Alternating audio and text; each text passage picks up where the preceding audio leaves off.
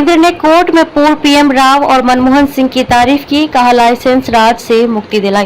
केंद्र सरकार ने मंगलवार को सुप्रीम कोर्ट में पूर्व सीएम नरसिम्हा राव और उनके तत्कालीन वित्त मंत्री मनमोहन सिंह की तारीफ की।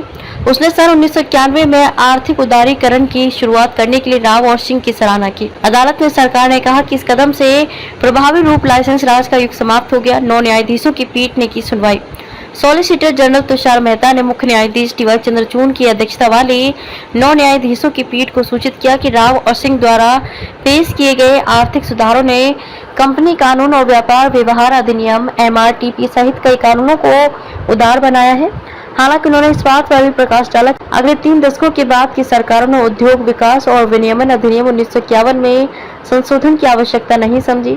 IDRA अछूता रहा। दरअसल तुषार मेहता पीठ के एक सवाल का जवाब दे रहे थे। पीठ ने IDRA 1951 की आलोचना करते हुए इसे पुरातन लाइसेंस राज युग बताया। इस पर मेहता ने जोर देकर कहा कि आर्थिक सुधारों के जरिए लाए गए बदलाव के बयान के बावजूद IDRA अछूता रहा, जिससे केंद्र का विभिन्न उद्योगों पर नियंत्रण बरकरार रहा। हालांकि समय बीतने के साथ केंद्र सरकार ने उनमें से अधिकांश रेगुलेट करना छोड़ दिया। उन्होंने कहा कि लेकिन केंद्र की तरफ से उद्योगों पर नियंत्रण छोड़ने का मतलब ये नहीं है कि उसके पास उन्हें रेगुलेट करने की शक्ति नहीं है। 3 परिवर्तनकारी आर्थिक सुधार पेश किए। सन 1991 में विदेशी मुद्रा भंडार संकट का सामना करते हुए नरसिम्हा राव के नेतृत्व वाली सरकार ने 3 परिवर्तनकारी आर्थिक सुधार पेश किए, जो निम्न है। कोविड में मिली थी मदद।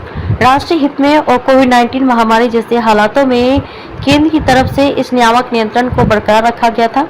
मेहता ने कहा कि अगर केंद्र सरकार के पास औद्योगिक अल्कोहल को रेगुलेट करने और इसके अधिकांश हिस्से को कोविड के दौरान हैंड सैनिटाइजर बनाने के लिए उपयोग करने का निर्देश देने की शक्ति नहीं होती तो संकट खड़ा हो जाता। उन्होंने कहा कि केंद्र उद्योगों पर अपनी रेगुलेट करने की शक्ति बरकरार रखता है, हालांकि वह इसका प्रयोग नहीं कर सकता।